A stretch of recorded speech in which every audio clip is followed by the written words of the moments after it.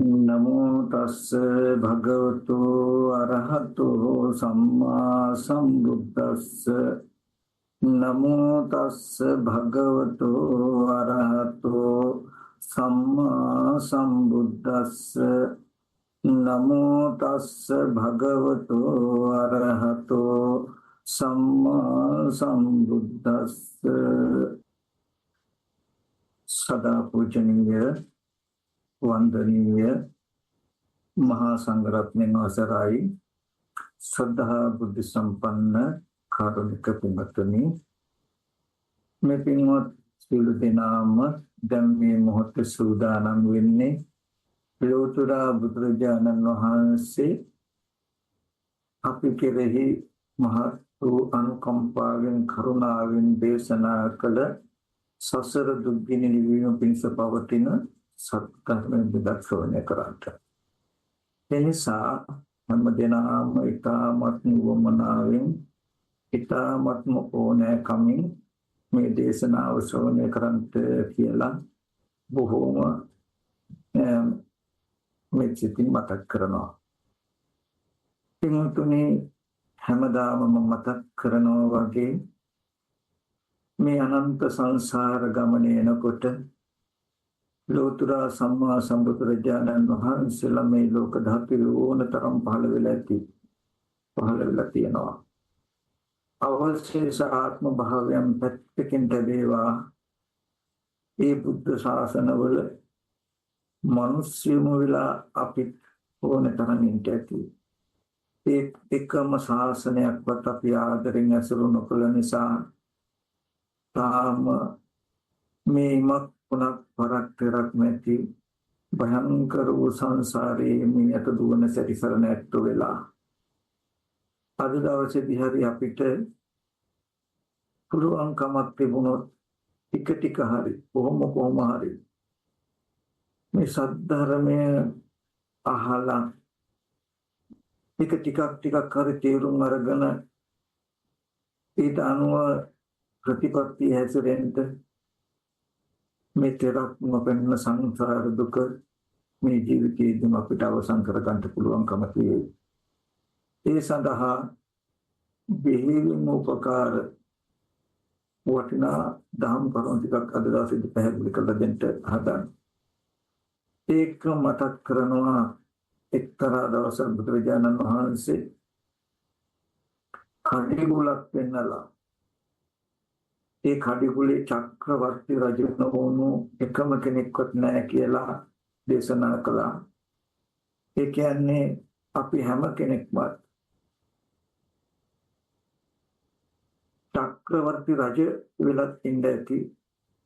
ඒ බාහිර භෞතික සම්පත්ති තුලින් අපේ ජීවිතය සම්පූර්ණ නොවුණු නිසා අපේ ජීවිතවල දුක නොගෙවුණු නිසා තාම සසර අපි ඉන්නේ. ඉතින් මේ ටික මම මතක් කළේ අද දවසේදී සමහර විටක අපි ජීවත් වෙන වටපිටාවේ ඇත්තටම ලොකු හිතට වෙහසක් දුකක් නොදෙනවා වෙන්න පුළුවන් බාහිර පරිසරය තුල. ගෙවල් දොරවල් ඉදකඩම් දූ දරුවෝ ඥාති හිතයිසේ මිල මුදල් අපිට හිතුණු වෙලාවක හිතුණු විදිහට පරිහරණය කරන්න පුළුවන් වටපිටාවක් තියෙනවා වෙන්න පුළුවන්. නමුත් තුන්තුනි අපි මේ ලෝකෙට එනකොට මේකක්වත් අරගෙන ආවේ නැහැ. කරපු කුසල අකුසල ධර්මිය නැත්නම් වාසනාව කියන ධර්මතා දෙක විතරයි අරගෙන ආවේ. ඒ වගේම අපි මේ ලෝකේ යන දවසට මේ භෞතික කිසිම දෙයක් අපි අරගෙන යන්නේ නැහැ. ලෝකෙන් ගත්ත දේවල් ලෝකෙටම දීලා කළ හොඳ හෝ නරක කියන ධර්මතා දෙක විතරක් නෑදෑ කරගෙන කර්මය උප්පත්ති කොට පිහිට කොට පිළිසරණ කොට නෑදෑ කොට පවතින අපි ඒ කර්මයේ දායාද කරගෙන මෙතන පිට වෙනවා. ඉතින් මම මේ ටික මතක් කළේ අද දවසේදී අපේ වටපිටාව මොනම ආකාරයේ හෝ සෝදායක පරිසරයක් අපහසුකමින් තොර වූ වටපිටාවක් තිබුණත් මේ අනිත්‍යයි කියන ධර්මතාවය පවතින ලෝකයේ තුල තව නොබෝ කලකින් මේ වටපිටාවත් හැරෙනවා.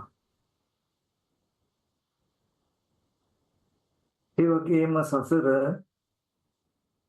උපදිනකොට හැමදාම මේ මට්ටමක්වත් ලැබෙන්නේ නැහැ. ඉතින් ඒ නිසා බාහිර භෞතික වටපිටාව ගැන නොබලා ඕනෑවට වඩා ඒ තුල ප්‍රමාදී භාවයකට පැමිණෙන්නේ නැතුව මේ කෙලවරක් නොපෙනෙන මේ සසර දුක අවසන් කරගන්න පැත්තට ටික ටික හරි හිත පුහුණු කරන්නට යොමු කරගන්නට නමා ගන්න උත්සාහවත් වෙන්න කියලා මතක් කරනවා. මොකද මේ හිත අධ්‍යක්ීම අනුව තමයි හැසිරෙන්නේ. හිතට අධ්‍යක්ීම තියෙන්නේ කාම වස්තුන්ගෙන් පැමිණෙන සුඛය නිසා හිත නැවත නැවතත් ඒ පැත්තටම නැඹුරු වෙලා පවතිනවා. ඉතින් ඒ පැත්තට නැඹුරු වෙලා ඊට අනුව ගහගෙන යන මනස නික්කම පැත්තට හරව ගන්නට වෙන්නේ නුවණින් කරුණු කාරණා මෙනෙහි කළා. කාමයේ ආදීනව පෙන්නලා නික්කමයේ ආනිසංසය පෙන්නලා විතරකගත නුවණකින් බොහොම උත්සාහයෙන් තමයි නික්කම පැත්තට හරව ගන්නට වෙන්නේ. ඉතින් අන්න ඒ විදිහට වුමනාවෙන් මේ දුක්ඛාගත සසර ගෙවා ගන්න පැත්තට හිත හරවලා උත්සාහවත් වෙන්න කියන කාරණාවත් මතක් කරනවා. එන්න මේ දේශනාවෙන් පෙන්නන කරුණ ටික බොහොම හොඳින් ශ්‍රවණය කරන්ට විශේෂයෙන්ම මම කරුණ ටික පැහැදිලි කරන්ට කියලා හිතාගෙන ඉන්නවා. බුදුරජාණන් වහන්සේ දේශනා කළ ත්‍රිපිටක ධර්මයේ සංයුත්ත නිකායේ රෝහිතස්ස කියන සූත්‍රය. එක්තරා දවසක් භාග්‍යවතුන් වහන්සේ සවැත් නුවර ජේතවනාරාමයේ වැඩ ඉන්න කාලෙදී රෝහිතස්ස කියන දෙවි කෙනෙක් ප්‍රෑමද්දින කාලෙදී භාග්‍යවතුන් වහන්සේ ළඟට ඇවිල්ලා වන්දනා කරලා එකත් පසක ඉඳගෙන භාග්‍යවතුන් වහන්සේගෙන් ප්‍රශ්නයක් අහනවා. ස්වාමීන් භාග්‍යවතුන් වහන්සේ යම් තැනකට ආගමනින් ගිහිල්ලා දැනගන්න හෝ දැක ගන්න පුළුවන්ද යම් තැනක හට ගැනීමක් නැති නජීයති ජරා බවක් දිරණ බවක් මහලු බවක් නැති හට ගැනීමක් නැති මහලු බව නැති මරණය නැති චුත වීමක් නැති ඉපදීමක් නැති තැනකට ආගමනින් ගිහිල්ලා ඒබඳු තැනක් දැනගන්නට හෝ ඒබඳු තැනක් දැක ගන්නට හෝ ඒබඳු තැනකට පැමිණෙන්නට හෝ පුළුවන්ද? යම් තැනක හට ගැනීමක් නැති ජරාවක් නැති මරණයක් නැති චුත වීමක් නැති ඉපදීමක් නැති ධර්මතාවයක් තියෙද ඒබඳු තැනකට ආගමනින් ගිහිල්ලා ගමන් කරලා ඒබඳු තැනක් දැනගන්න හෝ ඒබඳු තැනක් දැක ගන්න හෝ ඒබඳු තැනකට පැමිණ වාසය කරන්නට පැමිණෙන්න පුළුවන්ද කියලා.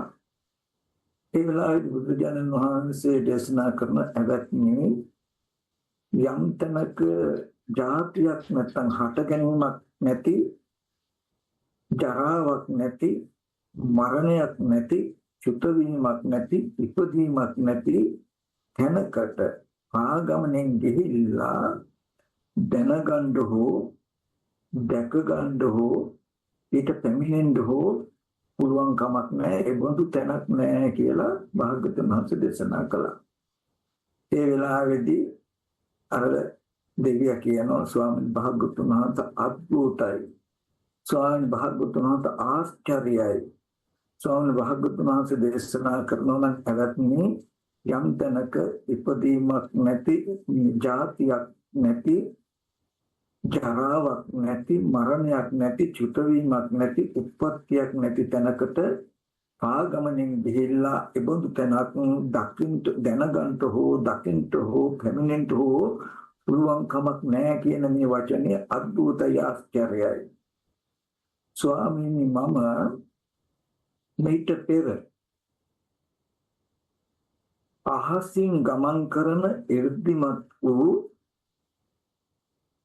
රෝහිතස්ස කියලා මේ කෘෂිවරයෙක් වෙලා උපන්නා හිටියා. මේක පෙර මම ස්වාමීනි අහසින් ගමන් කරන 이르දිමත් වූ රෝහිතස්ස කියලා කෘෂිවරයෙක් වෙලා හිටියා. ස්වාමීනි මට මෙන්න මෙහෙම ජවයක් තිබුණා. හුඳට දක්ෂ වික්ක හික්මිච්ච දුනු ශිල්පයකට කිසිදු වෙහසක් නැතුව තල්පතක් හාත්පස විනිවිදයන්ට විඳින්න පුළුවන් නම් ඒ වගේ අතිශය වේගවත් වූ ජව සම්පන්නකමක් ගමනක් මට තිබුණා.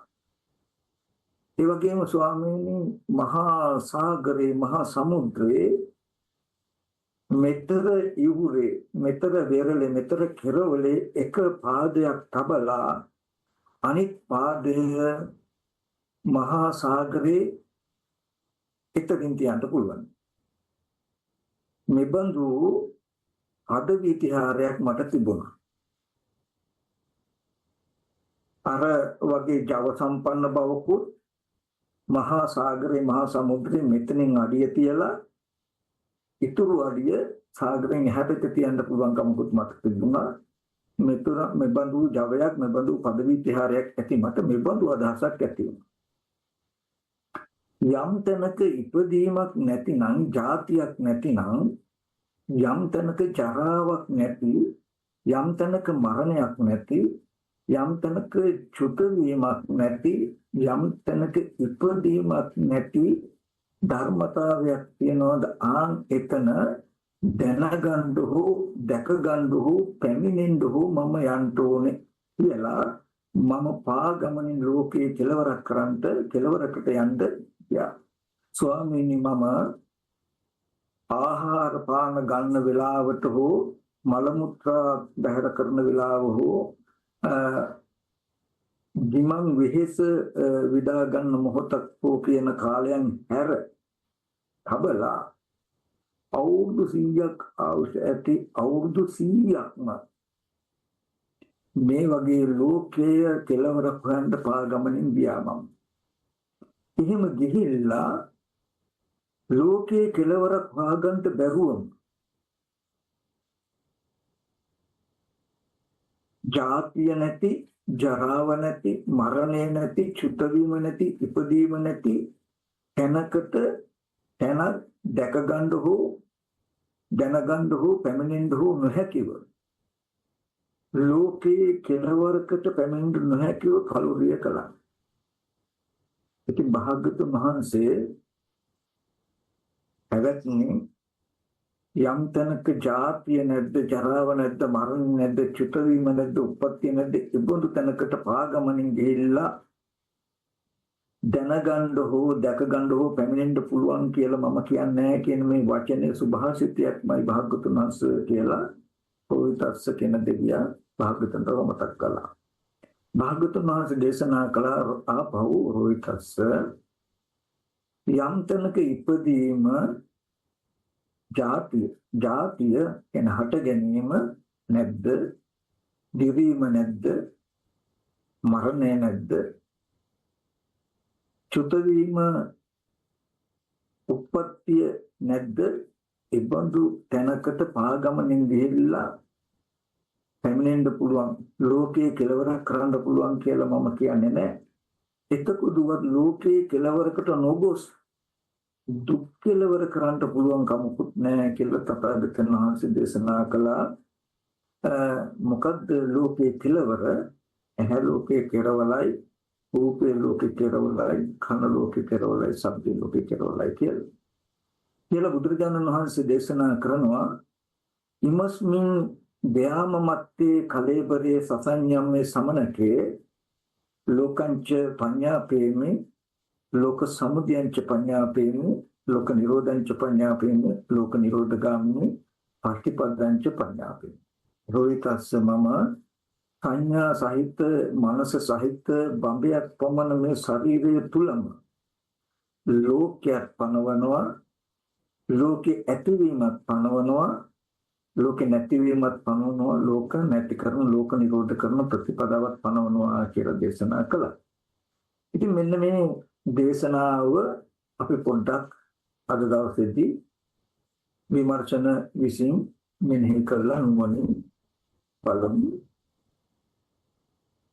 මෙතන ගොඩාක්ම වටිනා ධර්මතාවයක් තියෙනවා.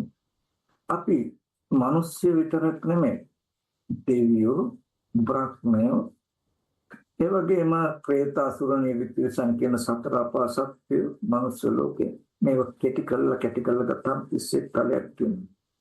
ලෝක තුනක් තියෙනවා, කාම ලෝක, රූප ලෝක, අරූප ලෝක තියෙනවා. මේ හැම කෙනෙක්ම ලෝක කියන්නේ ගෙවල් දුර යාන වාහන ඉදකඩම් මිල මුදල් තියෙන තමනුත් ඉන්න අනිත් අයත් ඉන්න මේ ලෝකයේ දකින්නේ සතර මහා ධාතුන්. බාහිර ඒ බාහිරින් ලෝකයේ දකින තාක්, බාහිරින් ලෝකයේ දකින තාක් මේ විඥානේ නැත්තම් සිත නාම හෝ රූප හෝ නාම රූප කියන ධර්මතා දෙක ඇසුරු කරගෙන පවතින. ඒ තාක් විඥාන ටිතියක්, විඥාණයට නවාතනක් වෙනවා. ඒ නාම රූප දෙක නිසා හටගන්න විඥානේ ආපහු ඒ නාමයට හෝ රූපයට හෝ බැස ගන්නවා. කාම භූමියේ නම් නැවතත් විඥානේ සතර මහා ධාතුවට බැස ගන්නවා. එතකොට මෙන්න මේ ලෝකයේ බාහිරින් අපි දකින තාක් මේ සසර ගමන නිමා කරන්න පුළුවන් කමක් හම්බ වෙන්නේ නැහැ. අපිට හැම වෙලාවෙම හම්බ වෙන්නේ මනුස්සයන්ට විතරක් නෙවෙයි, දෙවියන්ට උනත් හැම කෙනෙකුටම හම්බ වෙන්නේ අපි දකින අහන දේවල් දකින්න අහන්න ඉස්සෙල්ලා එතන තිබුණා.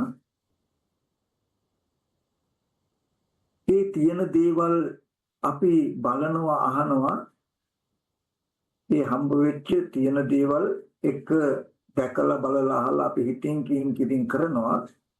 අපි පැත්තකට ගියාම අපි දැකපු අහපු දේවල් අන්නතන තියෙනවා කියලා මනස බාහිරටම නැමිලා පවතින ඔකට කියනවා භවය කියලා. මෙන්න මේ විඥාණයට නාමයක් හෝ රූපයක් හෝ අහු වුණොත් දෙවන්නේක් නිර්මාණය වෙනවා. හිතට පරිබාහිර වස්තුවක් ඇති බවටයි අපිට දැනෙන්නේ.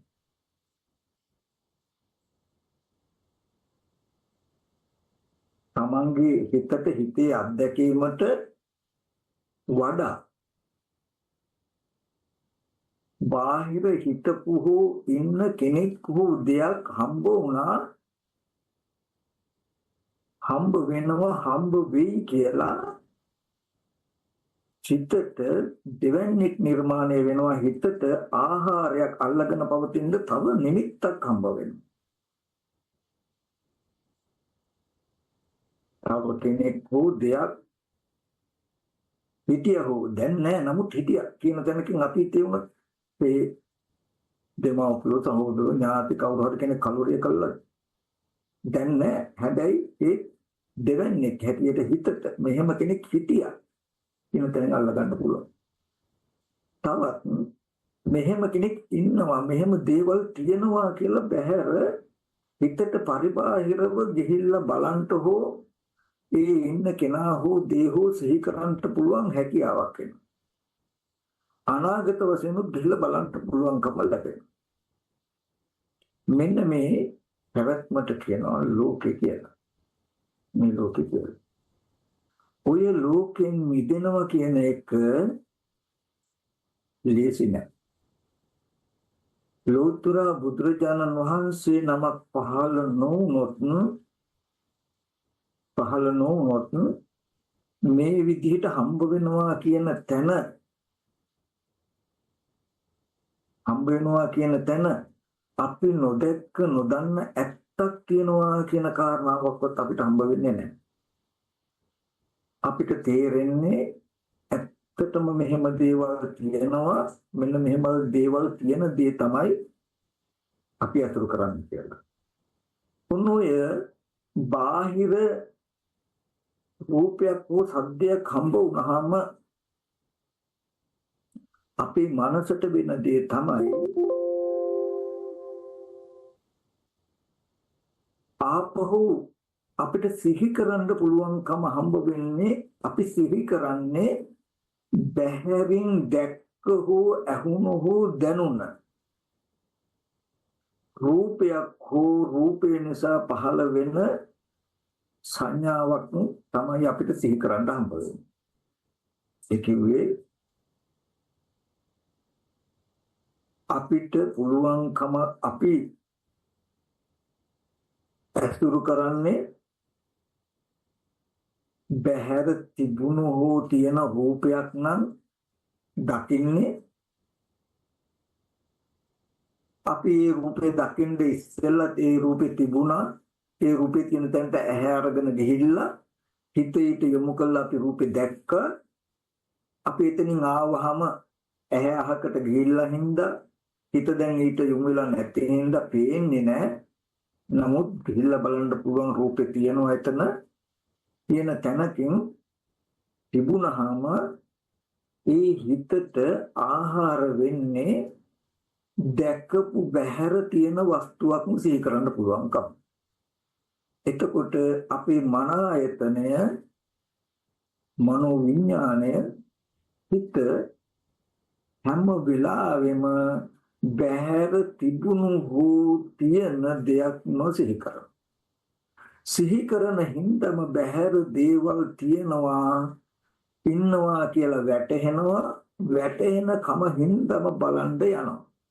බලන්න ගිය නිසාම හැදිලා පේනවා. නමුත් ඒක දන්නේ නැහැ. ආපහු තිබුණු දේ බලන්න ආපු දේ පේනවා කියලා. ඒක ඇසුරු කරනවා. ඇසුරු කළා ආපහු වෙනකොට මනසට දැකපු දේ අතර නිමිත්ත තියනවා කියලා හිතනවා. මේ විදිහට දැකපු අහපු දේවල් අන්න අතන තියනවා කියලා තේරෙන තැනකට තේරෙන ඒ මනසට කියනවා කර්ම භවය කියලා මනෝවිඥාන මට්ටම. ඒ තියෙන ඉන්න දේවල්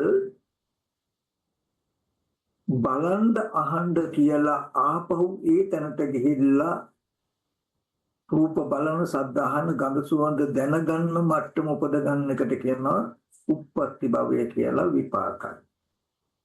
මෙන්න මේ උප්පත්ති භවයයි කර්ම භවයයි දෙක ඔවුනොන්ට පැවතීම් වශයෙන් මේ ලෝකේ සක්‍රිය වෙනවා. සක්‍රිය වෙලා ජරා මරණ සාගත මේ සසර ගමන තනු ගහගෙන යනවා. බහැරින් යමක් අපිට හම්බ වීමම දෙවන්නේක් නිර්මාණය වෙන්න හේතුයි. එහෙම නැත්නම් කර්ම භවය සැකසෙන්න හේතුයි. ආය කර්ම භවය සැකසෙන්න වෙන මුකුත් නොන්නේ. තියෙන බහැර තියෙන රූපයක් හෝ සද්දයක් හෝ බලපු පමණකින්ම කර්ම සහගත මන ආයතනේ ගොඩනගනවා. අපිට යම් වස්තුවක් පෙනෙනකොට පුරාණ කර්මයට හටගත්ත විපාකයක්. අපිට සද්දයක් ඇහෙනවා කියන තැනක පුරාණ කර්මයට හටගත්ත විපාකයක්. ගන්ධ සුවඳ දැනෙනවා, රස දැනෙනවා, කායික ස්පර්ශයක් දැනෙනවා, සීත කුෂ්ණ දැනෙනවා කියන තැන පුරාණ කර්මයක හටගත්ත විපාක. මේ විපාකයක් අවසන් වෙන්නේ ක්‍රම දෙකකට. ගති දෙකයි විපාකයකට තියෙන්නේ. තුන්වෙනියක් නෑ. එකක් තමයි එක්කෝ සම්පූර්ණම කර්මක්ෂය වෙන විදිහට නිර්වාණ සම්පත්තිය සාක්ෂාත් කරවන විදිහට කර්මක්ෂය වෙන විදිහට විපාකය අවසන් වෙනවා. එහෙම නැත්නම් නැවත කර්ම රැස් වෙන විදිහට. සසරට යන විදිහට කර්ම රැස් වෙන විදිහට අතහැර. විපාකයෙන් අවසන් වෙනවා නැවත විපාකයකට යන්නේ නැහැ. නැවත කර්ම කෙලෙස් රැස් වෙන්නේ නැහැ. විපාකයෙන් අවසන් වෙනවා කියන තැන සාක්ෂාත් වෙන්නේ ලෝතර බුදුරජාණන් වහන්සේලා වගේ සත්පුරුෂ මහත්මයන් වහන්සේලා ලෝකේ පහළ වෙලා විපාක පුරාණ කර්මයට හටගත් විපාක ධර්මතාවයක් හටගන්නේ කොහොමද කියලා එතන නුවණින් හිත තියලා බලන්ට උගන්වන දර්ශනයක් තියෙනවා. අන්න ඒක දැනගෙන ඒ විදිහට බලන කෙනාට විතරයි විපාකයෙන් අවසන් වෙන්නේ. ඒ ටික නොදකින හැම කෙනෙකුටම විපාකයේ අවසන් වෙන්නේ කර්ම භවය හදලා කර්ම රැසන විදිහට. ඒ කියන්නේ දෙවන්නේ නිර්මාණය වෙන විදිහටයි අසුරු කරලා තියෙන්නේ. අද අපි ඒ කියන්නේ මුළු මිනිස්සුම දෙවියොම ඔක්කොම ලෝකේ පාවිච්චි කරන්නේ ලෝකේ පරිහරණය කරන්නේ ලෝකේ දකින්නේ සතර මහා ධාතුවට තමයි. සතර මහා පඨවි ආපෝ තේජෝ වායෝ කියන සතර මහා ධාතුව තුල හටගත්ත ඒ සතර මහා ධාතුවට අයිති රූප.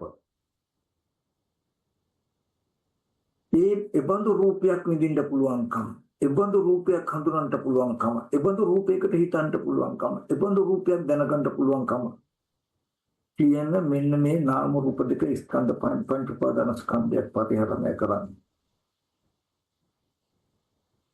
ඒකෙන් පඨවි ආපෝ තේජෝ වායෝ කියන සතර මහා ධාතුව කියන පොළොවේ තියාගෙන තමයි අපි ලෝකේ පදින්නේ. ඔන්න ඔහොම පොළොවේ එකන අද අපි ජීවත් වෙන විදිය. අම්මා ඉන්නවා, ගෙදර තාත්තා ඉන්නවා, ගෙදර දොරවල් බඩු මුක්කු තියනවා, ගරාජ් එකේ වාහනේ තියනවා, තකුරු දෙයට වැඩට යන්න පුළුවන් වැඩපොළ තියනවා. ඒ වගේම තමයි අපිට ඉබේම හිතෙන්නේ, හිතන්න තියෙන්නේ. ඒක 아무තු වෙනසක් අපිට නැහැ. ඔක තමයි ලෝකේ, ඔක තියෙන්නේ පොළොවේ. සතර මහා ධාතු.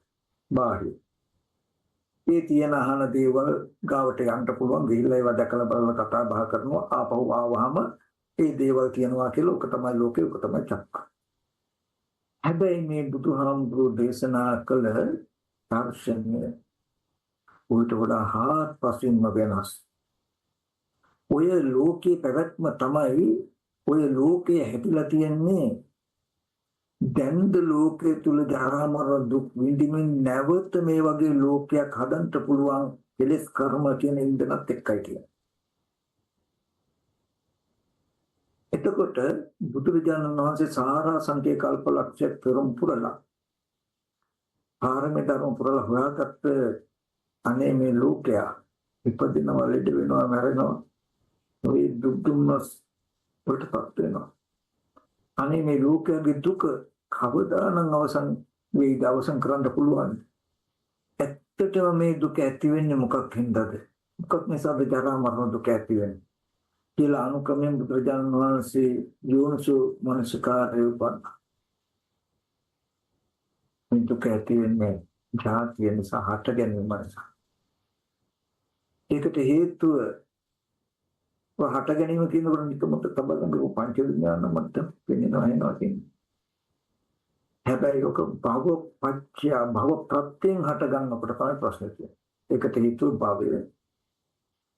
උපාදානය කියලා මේ වගේ එකින් එකට අරගෙන ඇවිල්ලා අවිද්‍යාව කියන ධර්මතාවයකට ගේනවා. මෙන්න මේ අවිද්‍යාව නැමැති ධර්මතාවයේ පිරුණාම ඇති වුණොත් මේ ඇති කල්ලි මේ වෙයි, මේ ධර්මයන්ගේ හට ගැනීම, මේ ධර්ම උපදී යන ධර්මතාවයක් වෙනවා. අවිද්‍යාව ඇති කල්ලි සංඛාර වේ යන පැනවීම. අවිද්‍යාව ඇති කල්ලි සංඛාර වෙනවා. සංඛාරයේ ඇති කල්ලි විඥානයේ වෙනවා කියලා මේ එකින් එකට ධර්මතා ප්‍රත්‍ය වෙනවා. ඒක නවත්තන්න බෑ. අවිද්‍යාව තියෙනවා හැබැයි සංකාර නොවි ඉන්නත් පුළුවන් සමහර විට කියලා එහෙම එකක්.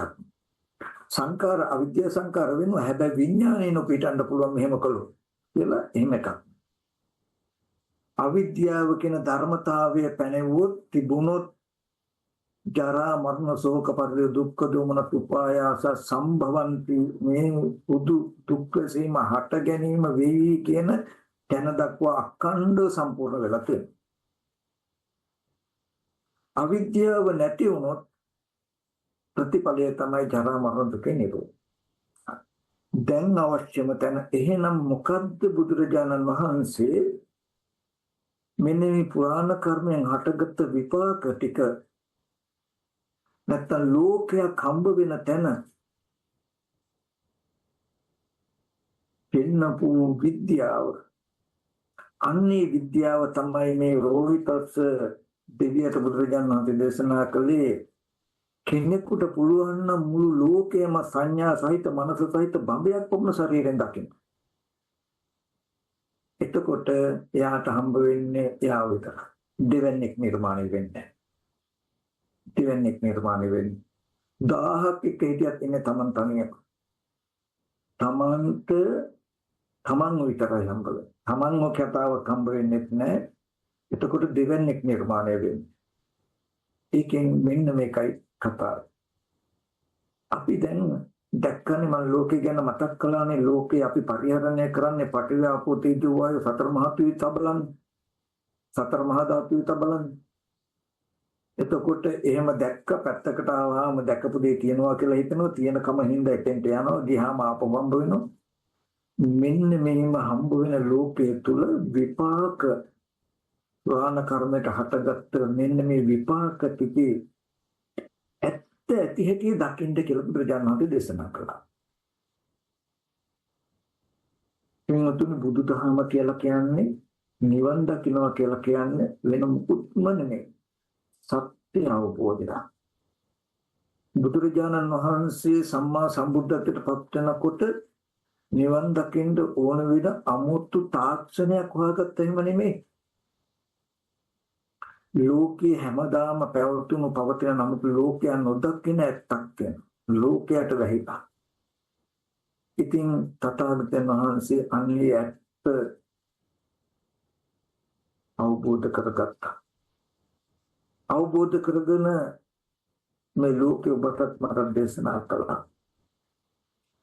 ඒ දේශනා කළ ඇත්ත තමයි තාපත්තකින් ගත්තාම පංච උපාදානස්කන්ධයත් ඒකේ උද්‍යත්වයක් කියන්නේ. හිතියෙන් ගත්තාම මුළු තුන් භවයම පෙනෙන හැනදී එක් බැඳිලා එලෙස ඇති කරන දුක් විඳිනකොට බුදුරජාණන් වහන්සේ අපිට එකම එක දෙයක් දේශනා කළා. මොකක්ද? පුරාණ කර්මයේ විපාක හැටියට මේ පෙනෙනවා ඇහෙනවා කියන ටික හම්බ වෙනකොට මෙන්න මෙච්චරයි. අපිට පෙනෙන ඇහෙන තැනක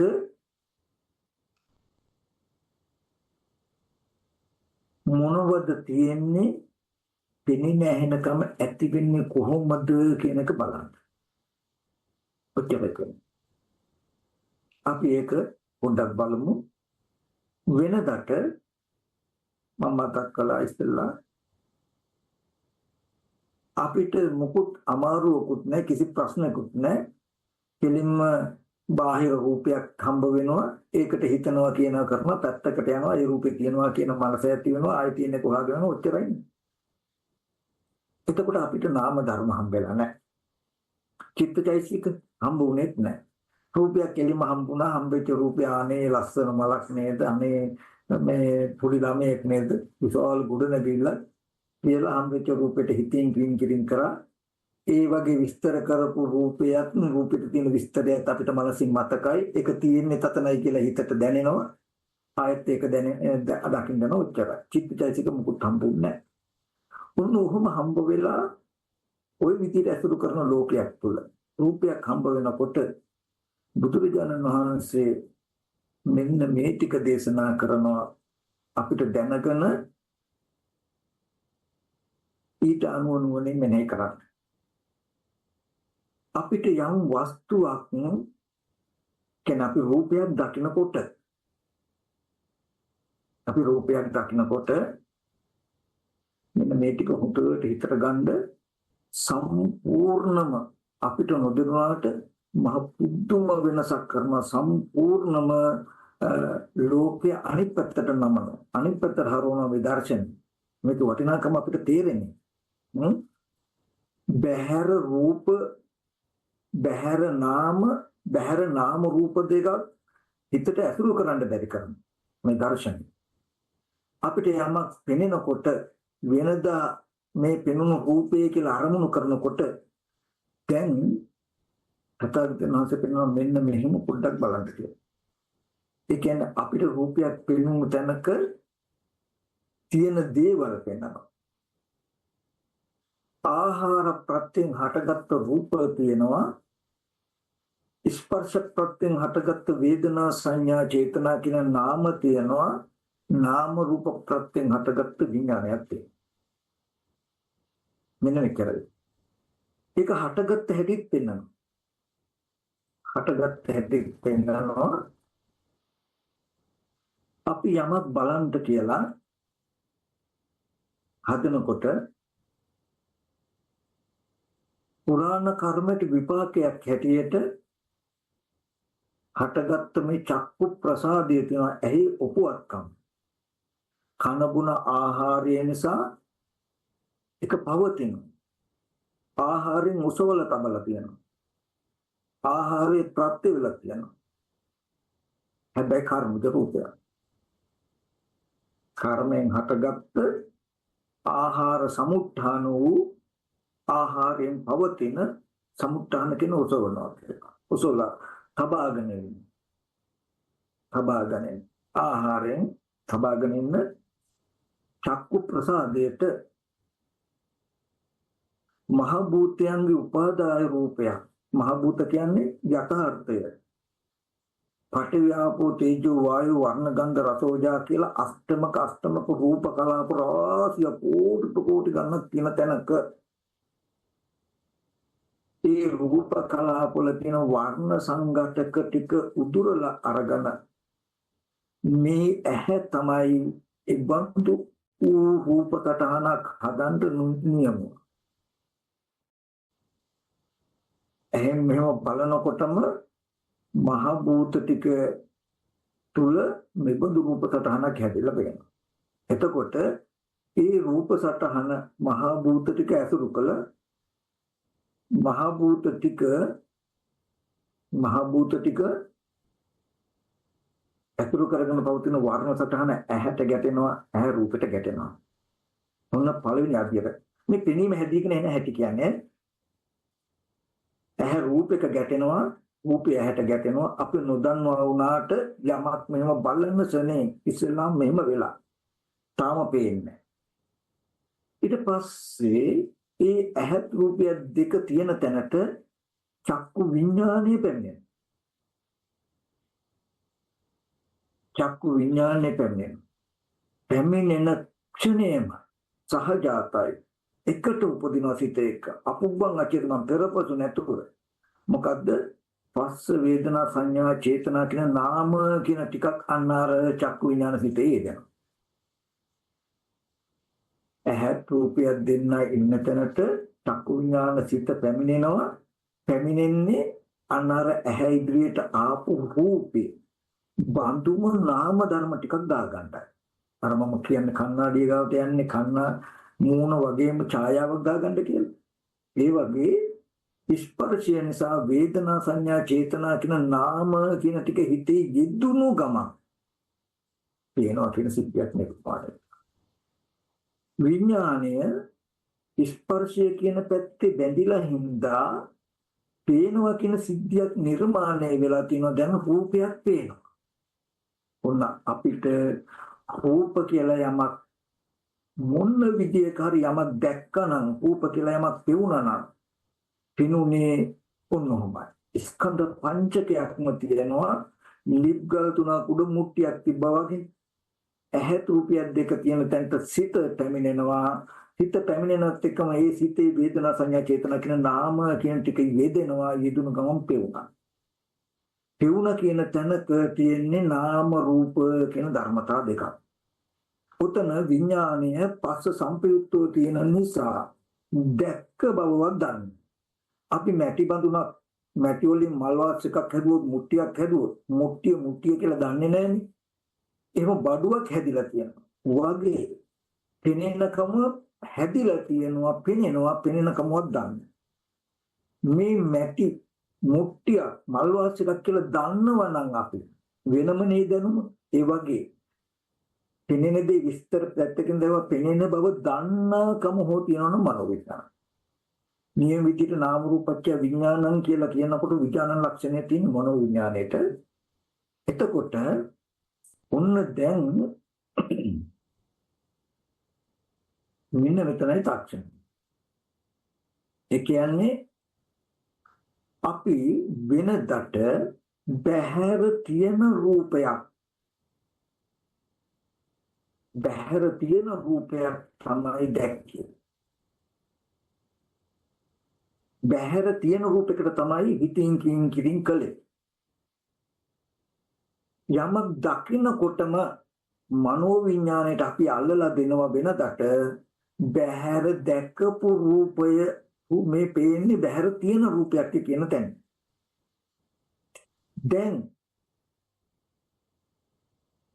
මෙන්න මෙතනදී බුදුරජාණන් වහන්සේ මේ දර්ශනයෙන් පෙන්නනවා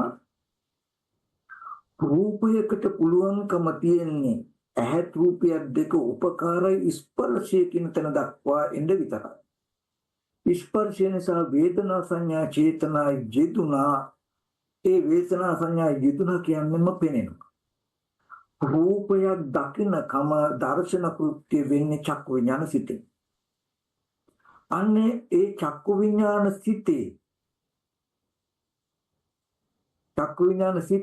නාම ධර්ම යෙදුණේකටයි පෙනුන රූපයක් පෙනෙනවා. රූපේ තමයි පේන්නේ.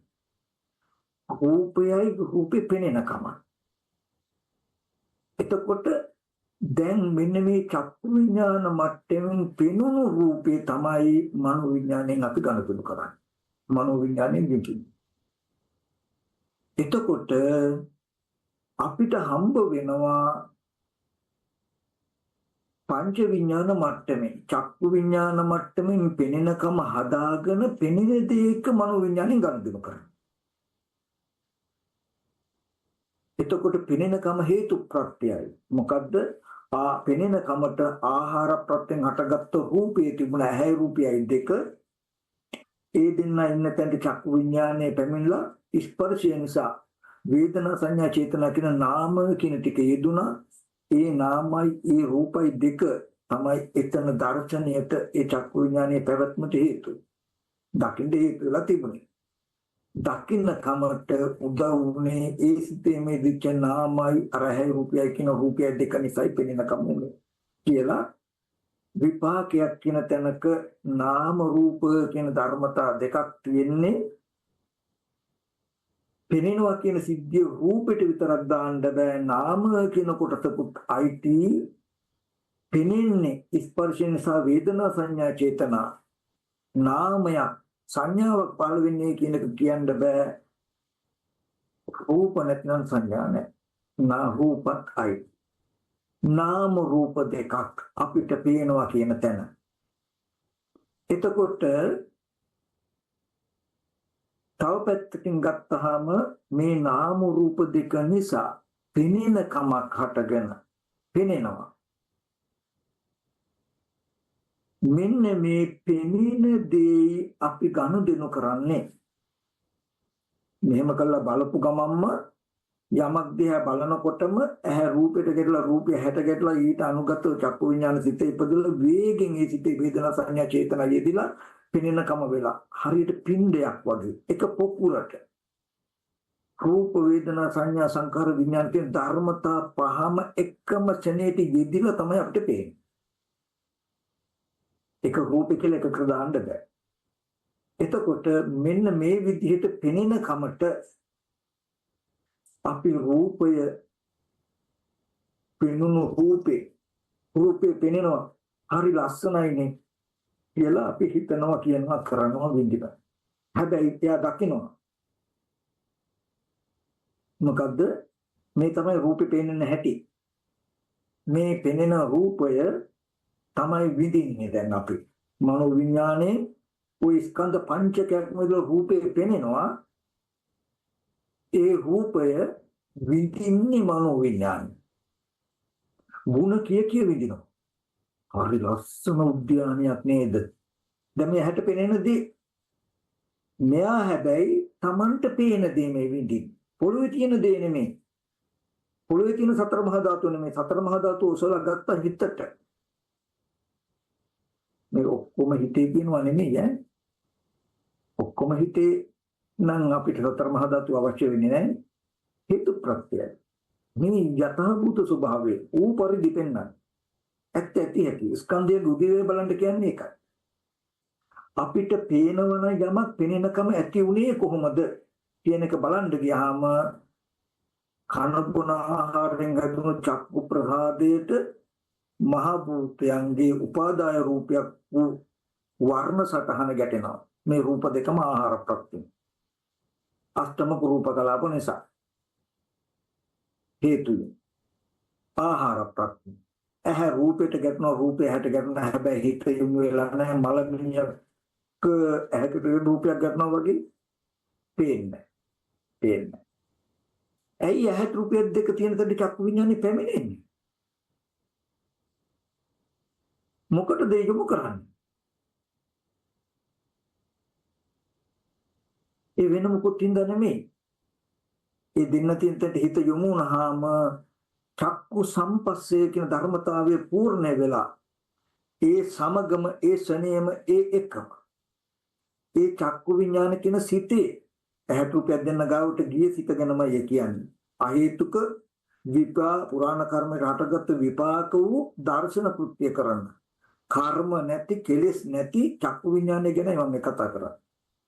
ඒ සිතේම වේදනා සංඥා චේතනා කියන අර රූපයේ විඳින ස්වභාවය, රූපේ හැඩය හඳුනන ස්වභාවය, රූපයට හිතන ස්වභාවය නැමී පවතින ගතිය කියන ගති ටික හිතේ යෙදෙනවා. වේතුණා කියන්නේ මම මැටියෙන් මල්වාසියක කැඩුව මුට්ටිය කැඩුවා වගේ. හැබැයි මුට්ටිය කියලා දන්නේ නැහැ, මල්වාසියක කියලා දන්නේ නැහැ වගේ චක්කු විඥාන සිත රූපය පෙනෙනවා. දැන් අපිට යමක් පෙනෙනවා. ඔන්න පේනවා. පෙනුනට පස්සේ මෙන්න මේ පේන දෙයට පේනකම හදාගත්තේ රූපයක් විඳින්න. පේන දේ ලස්සනයි නම් සතුටක් විඳිනවා. පේන දේ නරකයි නම් අසතුටක් විඳිනවා. එතකොට පේන දේ හොඳයි නම් සැපසහගතයි හිත. පේන දේ නරකයි නම් දුක්සහගතයි හිත. පේන දේ උපේක්ෂාසහගතයි නම් උපේක්ෂාසහගතයි හිත. විඳින්නේ මනෝ වේදනා. මෙන්න මේ ඌදී ඌ පරිදි පෙන්වන්න ඕක තමයි ගුණ දේ වෙන්නේ හැමදාම. ඇහැට රූපයක් ගැටෙනවා, ඊට අනුගතව චක්කු විඥානය උපදිනවා, ස්පර්ශ නිසා වේදනා සංඥා චේතනා යෙදෙනවා, නාම රූප දෙක සම්පූර්ණ වුණා කියන්නේ පේනවා. අන්නේ එහෙම පේන දේ අපි විඳින්නේ. එහෙම පේන දෙයටයි ළමයෙක් දැක්කා, ගෙයක් දැක්කා, රූපයක් දැක්කා කියලා කිව්වේ. ඒ ඇහත් රූපයක් දෙක වෙන වෙනකොටම ස්පර්ශයේ බිඳෙනවා. ස්පර්ශය නිරුද්ධ වෙනකොටම වේදනා සංඥා චේතනා නිරුද්ධ වෙනවා. ඒ නාම රූප දෙක නිරුද්ධ වෙනකොටම පිනුනකම නිරුද්ධ වෙනවා. කියලා දකිනකොට එයා දන්නවා එහෙනම් මම සිහි කරනකොටත් යම් රූපයක් දැකපු එකට නම් මම ළමයෙක් ඒ ළමයා හොඳයි කියලා හිතුවේ. ඒ හේතු ටික නැති වෙනකොටම දැන් මේ පෙනුනුකම නිරුද්ධ වෙලා පෙනුණු රූපයක් නිරුද්ධයි, ඒ වේදනාවක් නිරුද්ධයි, ඒ සංඥාවක් නිරුද්ධයි, ඒ සංකාරය නිරුද්ධයි, ඒ විඥානය නිරුද්ධයි. ස්කන්ධ පංචකයමයි. එහෙනම් දැන් මේ සිහි වෙන්නේ දැකපු අත්දැකීම නේද කියන තැනකට එන්නේ. මේ දර්ශනයේ තියෙන කෙනාට පෙවුණු වෙලාවේදී රූපේ පෙනෙනකම හදාගෙන ඒකයි වින්දේ කියන නුවණකට එනවා. පස්සේ සිහි කරනකොට පේන්න හේතු වෙච්ච හේතු ධර්මය නිරුද්ධයි. ඒ ඇහැ අනිත්‍යයි, රූපය අනිත්‍යයි, චක්කු විඥානය අනිත්‍යයි. දැන් ඒ කලින් දැකපු අත්දැකීම සිහි වෙනවා නේද කියන තැනක එනවා. ඔන්න වෙනස අල්ලගන්න බාහිර ලෝකේ කෙනාට බාහිර තියෙන රූපය මෙහෙම දකිනකොටම ඌපරිදි වචනේ පෙන්නන්නේ. මෙහෙම පෙනෙනකොට පෙනිලා යමක් හිතනකොට කියනකොට පෙනෙනකම ඇති උනේ කොහොමද? එහෙම පෙනෙන දෙයකට මෙහෙම පෙනෙන දෙයකට නේද මේ හිතින් කිරින් කරන්නේ කියලා ඌපරිදි මුකුත්ම දන්නේ නැහැ. කෙලින්ම පෙනෙනකොටම ශනිකව මේ ඇත්ත නොදන්නාකම අවිද්‍යාව නොදන්නකොට ආශ්‍රව යෙදිලා මනෝවිඥාණයෙන් කෙලින්ම පේන දේ රූපයක් බාහිර රූපේ කියන තැනකට නිමිත්තක් ගන්න. බහැර තියෙන හම්බ වෙච්ච තනි වූ බහැර තියෙන රූපේ මේ ඇහෙන් දකිනවා. දැන් ඒ දැකපු රූපෙටයි මේ හිතන්නේ කියන්නේ කරන්නේ කියලා පොළොවේ රූපය පොළොවේ තියාගෙන හිතෙන් විඳිනවා. පැත්තකට ගියාම මම විඳේ අන්න අර රූපේ කියලා ඒ රූපය බාහිර පැත්තට හිත නැමිලා පවතිනවා. අන්න අතන තියනවා කියලා කර්ම කියන්නේ ඒකම. භවය හැදෙනවා කියන්නේ අන්න අතන තියනවා කියලා එකට යන පාරක් පෙනෙනවා හිතට. හිතේම. ඊට පස්සේ ඒ හින්දාම අපි එතෙන්ට ගියාම ආපහු යථාර්ථය පෙනෙනකොට වෙනවා කියන යථාර්ථයක් තියෙනවා. ඒක දන්නේවත් නෑ අපි. අහලත් නෑ. මේක දැනෙන්නෙත් නෑ. ආයත මේ තියෙන රූපේ කියලා ආයත රූපය අතුරු කරනවා ආපහු. පොළොවේ තියාගෙන රූප ශබ්ද දැකලා අහලා ගඟ තුන ආග්‍රහණය කළා පොළොවටම නැමිච්ච මනසක් හදාගෙන බහැර තිබුණු දැකපු රූප අහුණු ශබ්දම සිහි කරන්න පුළුවන් දැනෙන මනසක් හදාගෙන ජීවත් වුණා. ඒක තමයි ලෝකය. එහෙම තැනක බඹය සංඥා සහිත මනස සහිත බඹයක් ඔන්න ශරීරයට අපි ලෝකේ ගන්නවා. ඒ කියන්නේ ඇහැ රූපයයි දෙක ගැටිලා චක්කු විඥානෙ ඊට අනුගත ඉපදිලා රූපයක් පෙනෙනවා. චක්කු විඥාන මට්ටමින් පෙනෙන කම හදා ගන්නවා. ඒ චක්කු විඥාන මට්ටමින් පෙනෙන දේත් එක්ක මනෝ විඥාණයෙන් ගනුදෙනු කරනවා. කන ශබ්දයට ගැටලා ශබ්දේ කනට ගැටෙනවා ඊට අනුගතව සෝත විඥානෙ යෙදිලා ඇහෙනවා. ඒ ඇහෙන දේ අපි මනෝ විඥාණයෙන් විඳිනවා. නාසයේ ගන්ධයට ගැටෙනවා ගන්ධය නාසයට ගැටෙනවා ඊට අනුගතව ගහන විඥානය ඉපදෙනවා. එතකොට ගන්ධක් වූ සුවඳක් වූ දුකක් දැනෙනවා. ඒ දැනෙන දෙයට ආපහු මේ දුකද හැබැයි දුකද හේතු ප්‍රත්‍ය මේක හරි සුවඳයි මනෝවිඥානේ හරි සුවඳයි කියලා විඳින හැබැයි ඒ සුවඳ හේතු ප්‍රත්‍යය මොකද්ද නාසයයි ගන්ධයයි දෙක ආහාර ප්‍රත්‍යයෙන් ඒ දෙන්න තියෙන තැනට ගහන විඥාන යෙදුනාම ස්පර්ශයෙන් සා වේදනා සංඥා චේතනා යෙදුනා මෙහිම නේද මට මේ ගඳ සුවඳ දැනුනේ ස්පර්ශය නැති වෙනකොට මේ සුවඳ අනිත්‍ය දකින්න. එයාට දැනෙන ගඳ සුවඳේ අනිත්‍ය බලන්න පුළුවන්. මට ඊට එහා දෙයක් හම්බ වෙලා නැහැ. මට නාසයට දැනුණා සුවඳක් දැනුණා. ඒක තමයි මම විඳින්නේ. මට දුකක් දැනුණා. ඒක තමයි මට ගැටීමක් ඇති වුණා. හැබැයි ඒ සුවඳද ඒ දුකද හේතු ප්‍රත්‍යයයි. ආහාර ප්‍රත්‍යයෙන් හටගත් රූපේ ස්පර්ශ ප්‍රත්‍යයෙන් හටගත් වේදනා සංඥා චේතන නාම රූප ප්‍රත්‍යයෙන් හටගත් විඥානයේ කින් ධර්මතා ටිකක්ම තියෙනවා ඒ ගඳ තියෙන තැනක ඒ සුවඳ තියෙන තැනක. උවගේමයි රස. එතකොට මෙයාට උත්තරයක් එනවා. මේ ස්කන්ධයන්ගේ උදේවැය බලනකොට මෙහෙමයි ගන්ධ සුවඳ ඇති උනේ උදේ ඇතිවීම. එහෙම හටගත්ත ගඳ සුවඳයි මම මනෝවිඥාණයෙන් වින්දේ. සුවඳයි කියලා සතුටු වෙමින් වින්දේ. දුගඳයි කියලා ගැටෙමින් වින්දේ. වෑයම් දකින්න.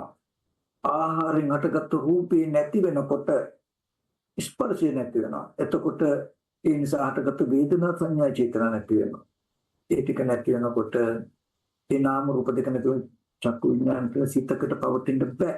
සිත නැති වෙනවා. ඒ කියන්නේ ගඳ නැති වුණා. සුවඳ නැති වුණා. එහෙනම් දැන් මට සිහි වෙන්නේ කලින් වින්ද අත්දැකීම නේද කියලා හිත ප්‍රකට වෙනවා. මම හිතනවා තේරෙනවා කියලා මෙතන ওই විදිහටමයි රස, ওই විදිහටමයි කායයට දැනෙන පොට්ටබ්බය. මන ආයතනය එහෙමමයි. මන ආයතනය දැනට අප්‍රකට නම් අපැදින්නම් පංචායතනෙ දාගන්නකො. ওই පංචායතනෙට නැමී පවතින මන ආයතනය තමයි අපිට වර්තමාන කාම වෙලා තියෙන්නේ. ඇත්තටම පංචායතනය මෙතන කාම භූමිය වෙන්නේ. එතකොට පංචායතන තේරුම් ගත්තාම ඊට අනුරූපීව පවතින කාමෝ මනෝවිඥානය ලෙහෙනවා ඉබේම. හරි. මෙන්න මෙතෙන්දි මම පැහැදිලි කරලා දෙන්න හදන දේ තමයි සංඥා සහිත මනස සහිත බඹයක් වුණ ශරීරයේම ලෝකේ පනවම කියලා කිව්වා. ගෙවල් දොරවල් යාන වාහන ඉඩකඩම් මිල මුදල් කියලා මෙච්චර ලෝකයක් දැක්කා බාහිරින්. මෙයා දකිනවා මොකද්ද? චක්කු විඥාන මට්ටමින් රූප පෙනෙනකම හදාගත්තා. රූප පෙනෙනවා. ඒ පෙනෙන රූප වලට ගෙවල් දොරවල් යාන වාහන ඉඩකඩම් මිල මුදල් කියලා පෙනෙන රූප මනෝවිඥාණයෙන් අපි අසුරු කරලා තියෙනවා.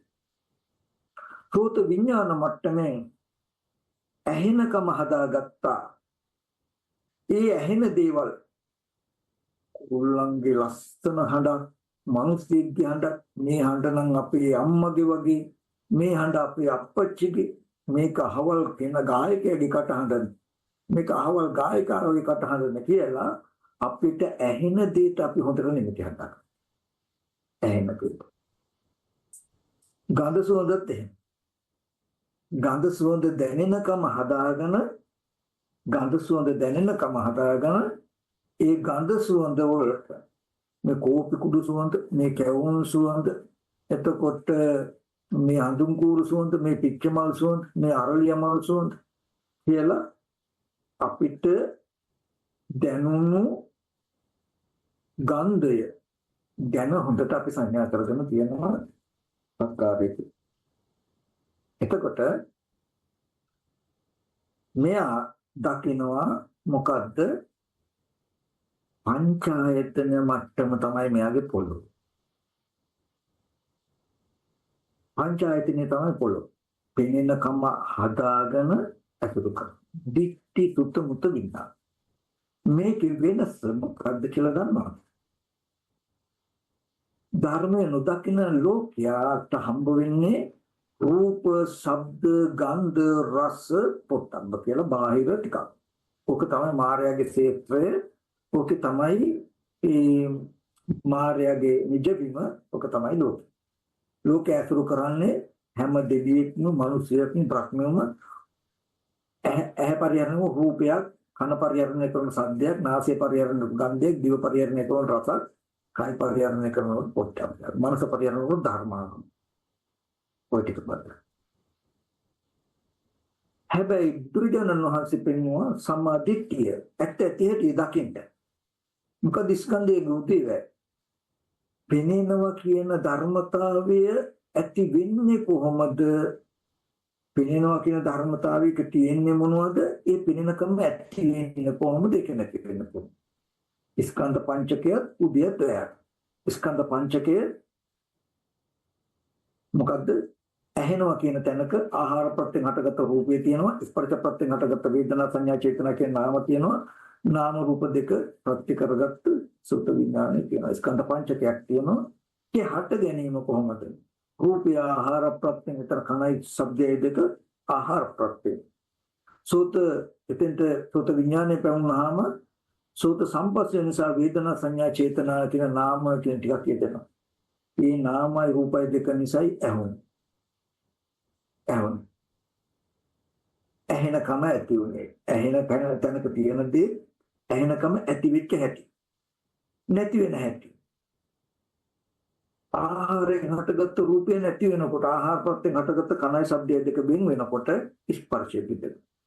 ස්පර්ශය බිඳෙනකොට වේදනා සංඥා චේතනා නිරුද්ධ වෙනවා. ඒ නාම රූප දෙක නිරුද්ධ වෙනකොට ඇහෙනකම නැහැ. ඇහෙනවා කියන කමක් සිද්ධ වෙනවා නම් ඒ ඇහෙනවා කියන සිද්ධිය වෙන්නේ නැහැ. ඒ කියන්නේ මනෝ විඥාණයට එක විදිහින්ට බෑ තවදුරටත්. ස්පර්ශය නිරුද්ධ නිරුද්ධ වෙලා. මෙතනදී හිත වේගවත් නිසා ඇහෙන එකම විඳිනවා යන ගණිතෙම යනවා. ඒ කියන්නේ මනෝ විඥාණයෙන් අපි විඳිනකොට චක්කු විඥාන සෝත විඥාන ටිකේ එක ඉපද නිරුද්ධ වෙලා නිරුද්ධ වෙච්ච දෙයක් විඳිනව නේද කියන තැනකට ගන්න එපා. වර්තමාන එකම විඳිනවා යන ගණිතය යනවා. මොකද හිත අනන්තර ප්‍රත්‍යේදන වේගෙන් යෙදෙනවා. හිතට පුළුවන්කම තියනවා මේ පෙනෙන කම විඳිනවා වගේ තැනක විඳින්න. ඒ හින්දා ඒක වර්තමානයකින්මයි වෙන්නේ. එතකොට මෙතනදී තියෙන දේ තමයි චක්කු විඥාන, සෝත විඥාන, ගාහන විඥාන, ජීව විඥාන කියන මෙන්න මේ කාය විඥාන කියන මෙන්න මේ ටිකෙන් මේ දර්ශනයේදී එයා දකින්නේ මොකද්ද? දිට්ඨි සුත්ත මුත් විඥාත කියන ටික මනෝ විඥාණයෙන් ඇතුළු කරන පත්ත පරිේශිතාන්තත් පැමිණෙනවා, අර හොයනවා, ඒක හැසිරෙනවා. මනසින් දිට්ඨි සුත්ත මුත් විඥාත පත්ත පරිේශිත අනුචරිත මනස. එතකොට ඒ ටිකට පැමිණෙනවා, ඒ ටිකේ හැසිරෙනවා මනසින්. ඔය ටික තමයි කරන්නේ. එතකොට වෙනස තමයි සතර මහා ධාතුයේ පොළොවේ දකින්න කෙනා, ලෝකේ දකින්න කෙනා රූප, ශබ්ද, ගන්ධ, රස, පොට්ටබ්බ කියන ටිකක් හම්බ වෙනවා කියන තැනකින් තමයි එයා ඇතුළු කරන්නේ. ඇත්ත ඇතිහැටි දකින්න කෙනා රූපය දකින්නවා, රූපය ඇහෙනවා, රූපේ ගඳ සුවඳ දැනෙනවා, රසය දිවට දැනෙනවා, රූපයක කයට ගැටුණු දෙයක සීත උෂ්ණ දැනෙනවා. අනේ දැනෙන දේ විඳින්නේ. එතකොට එයාට රූපේ තමයි මේ විඳින්නේ. හැබැයි රූපේ විඳින හැටි එයා දන්නවා. ශබ්දේ තමයි විඳින්නේ. ශබ්දේ විඳින්න කොහොමද? අහනකම්. රූපේ විඳින්නේ දකින්නකම්. රූපේ දකින්න රූපේ විඳිනවා. දකින්නවා කියන සිද්ධිය නොදැක්ක රූපයක් විඳින්න බෑ යාට. දැක්කත් නැත්නම් බහැර රූප තියෙනවා කියන එකක් ගැන එයා කතා කරන්නේ නැහැ, කතා කරන්න අවශ්‍යත් නැහැ. එතකොට දැක්ක රූපේ විඳා. දැක්ක රූපේ විඳා විඳපු රූපේ දැක්කේ මෙහෙම. විඳපු රූපය නැති වෙනවා, අනිත්‍ය වෙනවා, මෙන්න මේ හේතු ටික නැති වෙනවා. ඇහුණු සද්දේ විඳා සද්දේ විඳින්න හේතු වෙච්ච සද්දේ ඇහෙනකම උනේ මෙහෙම. මෙහෙමයි සද්දේ ඇහුනේ. එහෙම සද්දේ විඳ. මෙහෙමයි ගඳ සුවඳ දැනුනේ. ඒ දැනෙන එකයි වෙන්නේ. මෙහෙමයි රසක් දැනුනේ. මෙන්න මේ රස දැනුණා. මෙහෙමයි රස දැනුනේ. තිත්තක් දැනුණා මට. අඹුල් රස දැනුණා. ලුණු රස දැනුණා. ඒ දැනුණු දෙයට අපෝලුණු වැඩි. මේක නම් හරි පැණි රහයි. මේක හරි තිත්තයි කිව්වා. දැනෙන දෙයට කිව්වා. එයා බැහැර රස රූපයක් ඉඳලා නැහැ. Tamanta හම්බුණත් නැතත් රස රූපයක් ගැන කතාවකට එයාගේ නිමිතිත් නෑ. ඔන්න ඔය තැන නැවත නැවත හරි ටික හිතලා මෙන්න මේ වෙනස අල්ල ගන්න බලන්න. මේ දුක්ඛාගත සසර නිමා වෙන්නේ කවදා හරි දවසක මෙන්න මේ විඥාණයට බහැර නාමي හෝ රූපي හෝ දෙකෙන් එකක්වත් අල්ලන්න බැරි තත්ත්වයටපත් වෙච්ච දවසටයි. හිත විතරක් ඉතුරු වෙච්ච දවසටයි. එහෙම වෙන්නේ දකින්නහන හැම තැනකම ඇත්ත ඇති දකින්න අපි පුරුදු ටික හරි. කෙනේ ස්කන්ධයන් උදේවැය දැක්කේ. ස්කන්ධයන් උදේවැය නොදකින්න හැම මොහොතකම පරණ පුරුද්දට පේන්නේ රූපේ කියලා බහැර රූපයක් පෙන්නලා ඒ අනුව හිතින් කරවලත් ඉවරයි. දැන් අපිට එහෙම රැවටිලා ගිහිල්ලා හරි නෑ. රූපයක් පේනවා බහැර රූපයක් විඳිනවා නෙමෙයි. ඇත්තටම උනේ මේ චක්කු ප්‍රසාදයට රූපේ ගැටෙනම රූපේ චක්කු ප්‍රසාදයට ගැටුණා. ඊට අනුගත චක්කු විඥාන උපන්න ස්පර්ශය නිසා වේදනා සංඥා යෙදලා පේනවා. මේ රූපේ පෙනෙන්න හදාගෙන ඒ පෙනෙන කමනේ මම විඳින්නේ කියලා හිතන්න. අද අපේ මනස බහැර රූප කියන තැනින් ඇතුළු කරලා හින්දා මේ දර්ශනය අපිට ලොකු වටිනාකමකින් මහා විශාල වෙනසකින් තේරෙන්නේ. මහා විශාල වෙනසකින් තේරෙන්නේ. එතකොට නමුත් මේක නැවත නැවත කරනකොට කෙලෙස් අඩු වෙනකොට මේක තියෙන වෙනස ගොඩාක් තේරෙයි. වෙනසේ වටිනාකම දැනෙන්නේ මෙන්න මෙතන. මේ පෙනෙන සිද්ධිය අහකට ගියාට පස්සේ බහැර දෙයක් රූපයක් හෝ නාමයක් අතුරු කළ කෙනාට ආපහු හිත භවයට නැමී පවතිනවා. බහැර දැකපු කෙනාගේ හෝ දැකපු දෙයක රූපයක් සිහි කරන්න පුළුවන්. බාහිර රූපය නිසා දැකපු සංඥාවක් හෝ දෙයක් නිසා දැකපු සංඥාවක්ම සිහි වෙනවා.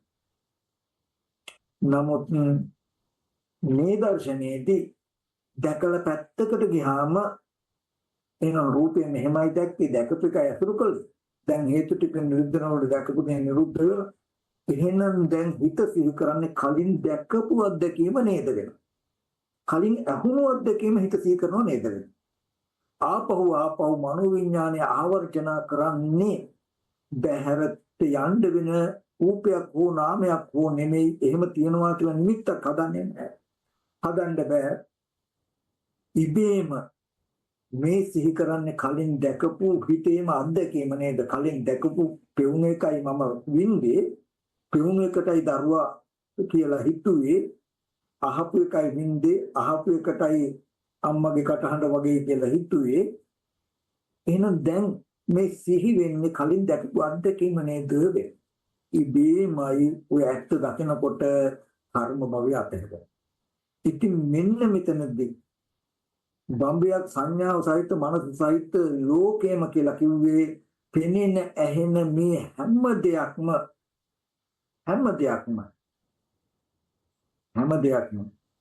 ඇති වෙලා තියෙන්නේ මොකෙන්ද? බම්බයක් පොන්න ශරීරයෙන්. පංච විඥාණයෙන් පෙනෙන ඇහෙනකම හදාගෙන මනෝ විඥාණයෙන් ඒක ගනුදෙනු කරලා. හිතේ අත්දැකීමෙන් චුට්ටක් දෙවියට ගිහිල්ලා. එතකොට ඒ බම්බයක් වුණ ශරීරෙන් ලෝකේ. ඒ ලෝකේ ඇතිවීම. ඇහැ රූපය දෙක ගැටුණ හින්දා තවපැත්තෙන් ස්පර්ශයෙන් සහත ගන්නවා. චක්කු සම්පස්යෙන් නිසා පේනකම හට ගන්නවා ඒක මනෝ විඥානයයි. සෝත සම්පස්යෙන් නිසා හට ගන්නවා ඒක මනෝ විඥානයයි. දුක නිරෝධ ස්පර්ශ නිරුද්ධ වෙනකොට පේනකම නිරුද්ධ වෙනවා. එතකොට මේ ගනුදෙනු කරපු කෙනෙක්. මේ ආර්ය අෂ්ටාංග මාර්ගයේ සම්මාදිත මොකද්ද මේ සිද්ධියම නැවත පෙන්වන එක මාර්ගය. එතකොට බම්බයක් වුණ ශරීරයෙන්ම තමයි ලෝකේ ඇතිවීමත් ලෝක නැතිවීමත් වෙනන්නේ. එතකොට මෙන්න මෙතන තමයි මට ටිකක් පැහැදිලි කරන්න ඕනේ කම හැමදාම තියෙන්නේ. මේක ටිකක් සුවිශේෂී. මේක වටිනාකම තේරුම් ගන්න. හැබැයි මෙහෙම එකක් තියෙනවා. අපේ මනසේ සංයෝජන ආශ්‍රව වැඩි නිසා මේ දර්ශනය අපිට උරුතු දෙන්නේ නැහැ. පිටලා හිතින්ද බෑ. ඒ නිසා තමයි අර සුසීම සූත්‍රයේ වගේ පෙන්වන්නේ මුලදී ධම්මටිච ඥානෙ පස්සේ නිර්වාණ ඥානෙ කියන්නේ.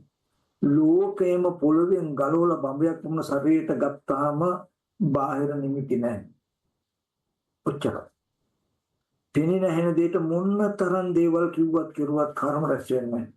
ඒක ඇතුළේ පින්නතාවක ඉබේම තියෙනවා. හැබැයි Taman ඉන්නවා දුවදරෝ ඉන්නවා යාන වාහන ඉදකඩම් තියනවා කියලා ඒක ඇත්තම වෙලා පංචකාමයේ කියන එක ජීවිතේ වෙලා ඉන්න කෙනෙකුට මේක නිකන් පොරුවක් නෙවෙයි කොහොමද? ඒ හින්දා පංචකාමය ඇත්ත වෙච්ච මට්ටමේ ඉස්සලා අඩු වෙනවා.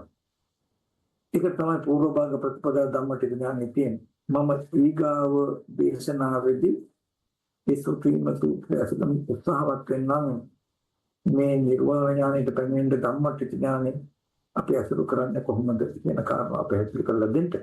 ඉතින් අද දේශනාව මම අවසන් කරනවා. අද දේශනාව තුළ මම පැහැදිලි කරලා දෙන්න බලාපොරොත්තු වෙනවා. මේ රෝහිතස්ස කියන දෙවියා බුදුරජාණන් වහන්සේ දේශනා කළ ලෝකේ කෙලවරට නොගොස් දුක් කෙලවර කරන්න බෑ. ඒ වගේ ඇහැ ලෝකේ කෙරවල, රූපේ ලෝකේ කෙරවල, කන ලෝකේ, ශබ්දේ ලෝකේ කෙරවල අන්න එතන අවබෝධ කර නොගෙන මේ දුක අවසන් කරන්න බෑ. එහෙම අවබෝධ කර නොගත්තොත් හැමදාම පේන්නේ රූපේ, ඇහෙන්නේ ශබ්දේ, ඇහෙන්නේ ගන්ධේ කියලා බාහිර නිමිති මාර්ගන ඒව එකම ගහගෙන ගිල්ල සතරට ජරා මරණ දුකට යනවා. ඉතින් එහෙම නොයා සතර මහා ධාතු තුල නිර්මාණය වෙච්ච ලෝකයෙන් මිදෙන්න නම් බඹයක් පමණ ශරීරය තුලට අපිට ලෝකේ ගන්නට වෙනවා. ඒක ගන්න නම් මෙන්න මේ ස්කන්ධයේ උදේවැ බලන්න ඕන නැත්නම් ඇත්ත ඇති බලන්න ඕනේ. අන්නේ ඒ ඇත්ත ඇති දකින්නවා කියන අර ඉන්සුකෝපොසුත් ඌපරිදි වචන පවර්ලා දෙනවා කියලා කියන නිවනට නමක් කියලා කි ඌපරිදි වචනේ පවර්ලා දෙන්න. පෙනෙනකොට පෙනෙනවා කියන තැන දේ ඌදී ඌ විදියටම අපි දැන්නේ ශනිකව පෙවුනේ රූපේ කියන්නේ පෙවුනේ සංඥාවක් කියන්නේ ඇහෙන්නේ ශබ්දේ කියන්නේ අපිනේ නෑ සංඥාව ශබ්ද සංඥාවක් කියන්නේ අපිනේ ඇහුණු තැනක ඌ පරිදි පෙන්වලා දෙන එක තමයි මේ ස්කන්ධයේ උදේවැය කියලා කිව්වේ. ඌ පරිදි පෙන්වලා දෙන එක තමයි නිවන. මොකද ඉබේම පොළොවෙන් අපිව ගැලවෙනවා. රූපෙන් ගැලවෙන විදිහට නාමෙන් ගැලවෙන විදිහ නාම රූප දෙකෙන් ගැලවෙන විදිහ තියෙනවා. ඉතින් ඒ විදිහට ටික ටික හරි හිතන්න. අමතක වෙලා යනවා ආයෙත් මතක් කරලා ගන්න. වැඩ කටයුතු නැතුව පැත්තකට වෙලා ඉන්නකොට ඇත්තටම අපි රූපේ කියලා පරිහරණය කළාට අපිට රූපයක් පේන්නේ මෙහෙමනම් එහෙම පෙවුණු දෙයක් නේද අපි එහෙනම් ගනුදෙනු කරන්නේ. අපිට පෙවුණ නැත්තම් දෙයක් අපි දන්නේ නැහැ. අපිට පෙවුණු දෙයක් නේ අපි විඳින්නේ. ඉලා රූපයක් විඳිනවද ඒක පෙනෙන්න හදාගෙන පෙනෙනකම විඳිනවද කියලා පොඩ්ඩක් Tamanටම තහවුරු වෙන විදිහට නුවණින් සම්මර්ෂණය කරවලා පෙන්වන්නකො. භාවනා කරනවා කියලා කියන්නේ ඔකම තමයි. නිකන් ඉඳගෙන ඉන්න වෙලාවක අපිට රූපයක් පේන්නේ කොහොමද? ඇත්තටම අපි රූපයක් විඳිනවනම් විඳින්න කොහොමද? ශබ්දයක් අපි විඳිනවා කියන තැනක වෙන්නේ ඒක කොහොමද කියනක පොඩ්ඩක් හිතට අල්ලලා දෙන්න. සමත කමඨහන වඩ හොඳට ස්කන්ධයෙන් උදේවේ පෙන්වනවා කියලා කියන්නේ පෙනෙනකම ඇහෙනකම උනේ කොහොමද කියලා පෙන්වන්න. අපි පෙනෙන රූපයක් විඳිනවා නම් දැකලා සතුටු වෙනවා නම් අහලා සතුටු වෙනවා නම් දැකලා අහලා සතුටු වෙන තැනක එහෙම උනේ කොහොමද කියන ඌපරිදි පෙන්වන්න ටික ටික හිත හුරු කරන්න.